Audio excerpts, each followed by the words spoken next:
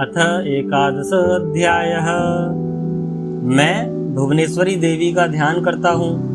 उनके श्रीअंगों की आभा प्रभात काल के सूर्य के समान है और मस्तक पर चंद्रमा का मुकुट है।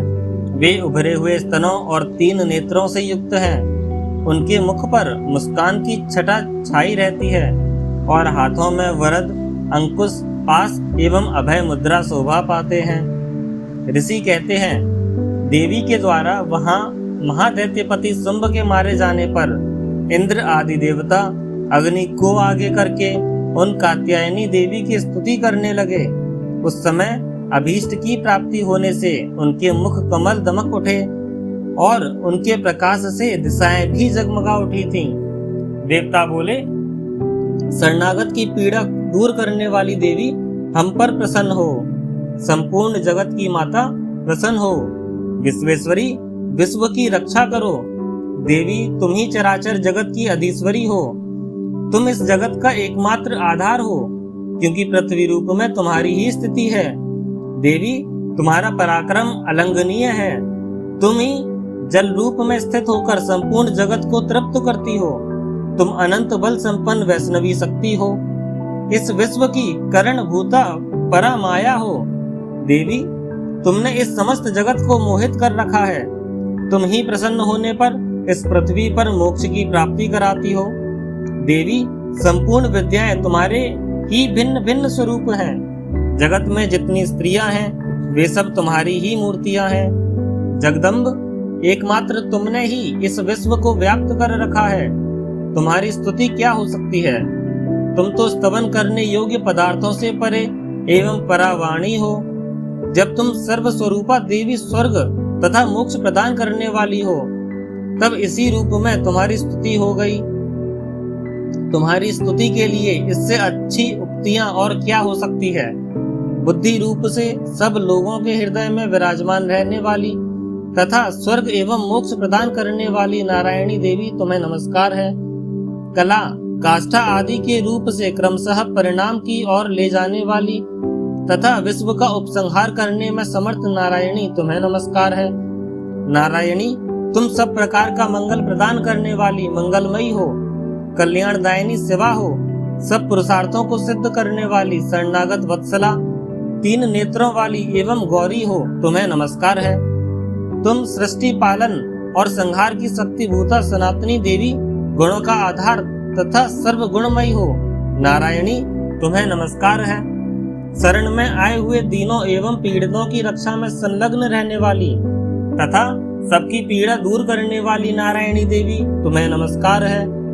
नारायणी, तुम ब्रह्मांडी का रूप धारण करके हंसों से जुते हुए विमान पर बैठती तथा कुछ मिश्रित जल छिड़कती रहती हो, तुम्हें नमस्कार है। माहेश्वरी रूप से त्रिशूल, चंद्रमा एवं सर्प को धारण करने वाली तथा महान ऋषभ की पीठ पर बैठने वाली नारायणी देवी, तुम्हें नमस्कार है। मोरों और मुर्गों से घिरी रहने वाली तथा महाशक्ति धारण करने वाली कौमारी रूप धारिणी निष्पापे नारायणी, तुम्हें नमस्कार है। शंख, चक्र, गदा और सांग धनुष रूप उत्तम आयुधों को धारण करने वाली वैष्णवी शक्ति रूपा नारायणी, तुम प्रसन्न हो, तुम्हें नमस्कार है। हाथ में भयानक महाचक्र लिए और दाढ़ों पर धरती को उठाए वाराही रूप धारिणी कल्याणमयी नारायणी, तुम्हें नमस्कार है।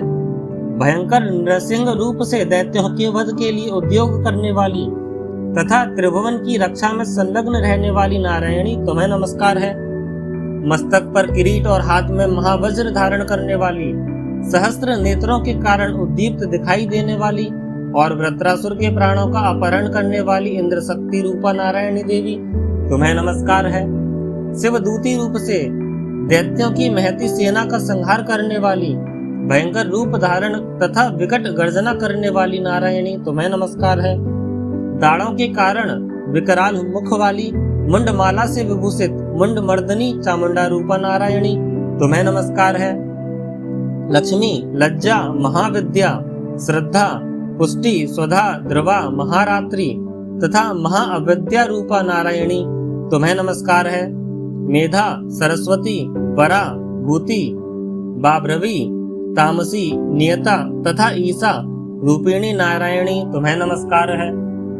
सर्वस्वरूपा सर्वेश्वरी तथा सब प्रकार की शक्तियों से संपन्न दिव्य रूपा दुर्गे देवी, सब भयों से हमारी रक्षा करो, तुम्हें नमस्कार है। कात्यायनी, यह 3 लोचनों से विभूषित तुम्हारा सौम्य मुख सब प्रकार के भयों से हमारी रक्षा करे, तुम्हें नमस्कार है। भद्रकाली, ज्वालाओं के कारण विकराल प्रतीत होने वाला अत्यंत भयंकर और समस्त असुरों का संहार करने वाला तुम्हारा त्रिशूल भय से हमें बचाए, तुम्हें नमस्कार है। देवी, जो अपनी ध्वनि से संपूर्ण जगत को व्याप्त करके दैत्यों के तेज नष्ट किए देता है, वह तुम्हारा घंटा हम लोगों की पापों से उसी प्रकार रक्षा करे जैसे माता अपने पुत्रों की बुरे कर्मों से रक्षा करती हैं।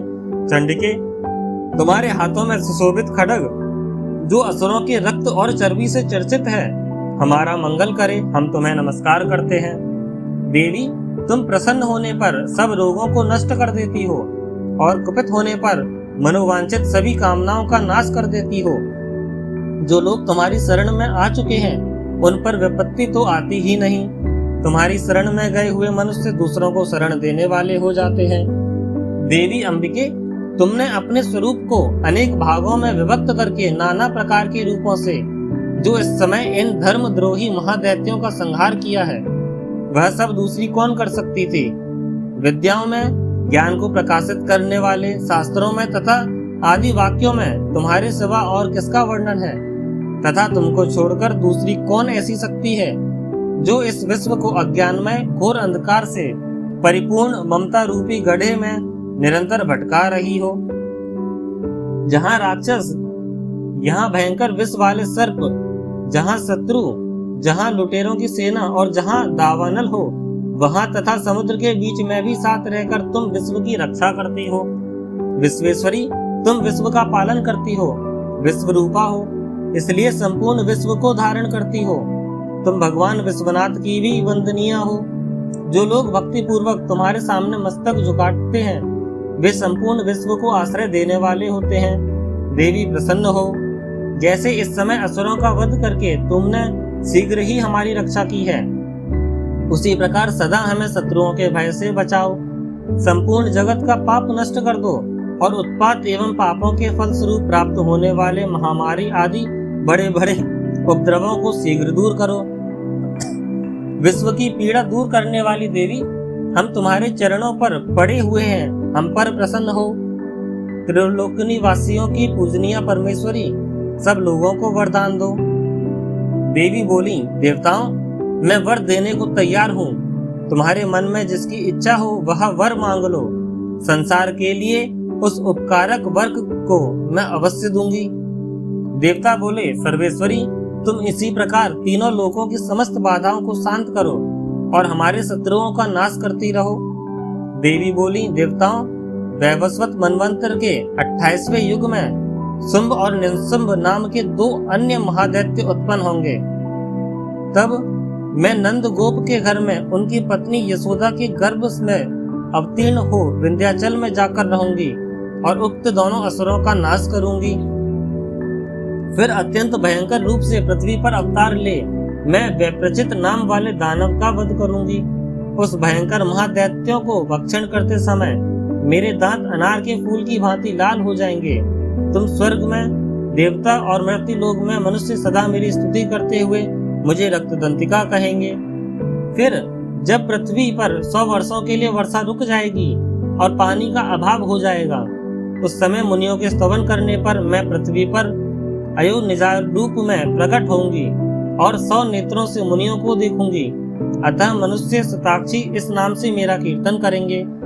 देवताओं, उस समय मैं अपने शरीर से उत्पन्न हुए शाकों द्वारा समस्त संसार का भरण पोषण करूंगी। जब तक वर्षा नहीं होगी तब तक वे शाक ही सबके प्राणों की रक्षा करेंगे। ऐसा करने के कारण पृथ्वी पर शाकंभरी के नाम से मेरी ख्याति होगी। इसी अवतार में मैं दुर्गम नामक महादैत्य का वध भी करूंगी। इससे मेरे नाम दुर्गा देवी के रूप से प्रसिद्ध होगा। फिर मैं जब भीम रूप धारण करके मुनियों की रक्षा के लिए हिमालय पर रहने वाले राक्षसों का भक्षण करूंगी, उस समय सब मुनि भक्ति से नतमस्तक होकर मेरी स्तुति करेंगे। तब मेरा नाम भीमा देवी के रूप में विख्यात होगा। जब अरुण नामक दैत्य तीनों लोकों में भारी उपद्रव मचाएगा, तब मैं तीनों लोकों का हित करने के लिए 6 पैरों वाली असंख्य भ्रमरों का रूप धारण करके उस महादैत्य का वध करूंगी। उस समय सब लोग भ्रामरी के नाम से चारों ओर मेरी स्तुति करेंगे। इस प्रकार जब जब संसार में दानवी बाधा उपस्थित होगी, तब तब अवतार लेकर मैं शत्रुओं का संहार करूंगी। इस प्रकार श्री मार्कंडेय पुराण में सावर्णिक मनवंतर की कथा के अंतर्गत देवी महात्म्य में देवी स्तुति नामक 11वां अध्याय पूरा हुआ। बोलो जगत जननी माँ जगदम्बा की जय।